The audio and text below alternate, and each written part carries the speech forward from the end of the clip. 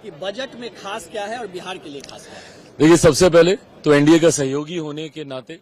मैं हमारे प्रधानमंत्री आदरणीय नरेंद्र मोदी जी का, माननीय वित्त मंत्री जी का विशेष तौर पर धन्यवाद करूंगा कि जिस विकसित देश को बनाने की सोच के साथ हम लोग आगे बढ़ने का हम लोग प्रयास कर रहे हैं, उसको मजबूती देने वाला ये बजट है। जहां इस बजट में अमीर और गरीब के बीच की दूरी को कम करने के प्रावधान दिए गए हैं, गांव और शहर के बीच की दूरी को कम करने का इसमें जिक्र किया गया है, युवाओं का, महिलाओं का,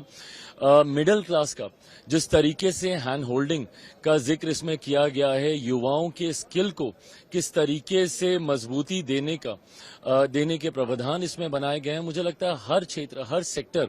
को ये छूने वाला ये बजट है। खास तौर पर मेरे लिए, जिस मंत्रालय से मैं आता हूं, मेरे लिए ये एक ज्यादा खुशी की बात है कि निफ्टम का एक लंबे समय से हम लोगों की मांग रही थी। अभी सिर्फ निफ्टम के 2 ही इंस्टीट्यूट थे, हम लोग लंबे समय से चाहते थे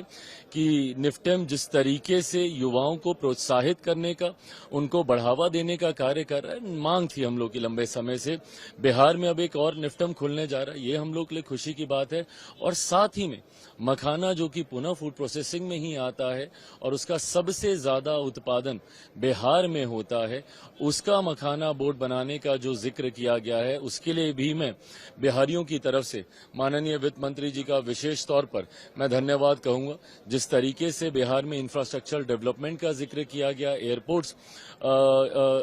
ग्रीनफील्ड एयरपोर्ट का इसमें जिक्र किया गया, एयरपोर्ट के एक्सपेंशन का जिक्र किया गया, आईआईटी में जिस तरीके से बिहार में एक्सपेंशन का जिक्र किया गया, तो मैं ये मानता हूं कि बिहार के लिए भी और साथ में पूरे देश में जिस तरीके से अपेक्षा, इवन अगर आप टैक्सेशन में भी देखें, टैक्स सेक्टर में भी अगर आप देखें, जिस तरीके से नए टैक्स स्लैब्स ने ज्यादा कमाई हर व्यक्ति के हाथ में बचे, इस सोच के साथ इन स्लैब्स को तैयार किया गया है, तो मैं मानता हूं कि ओवरऑल ये एक बहुत ही खूबसूरत और मजबूत बजट है।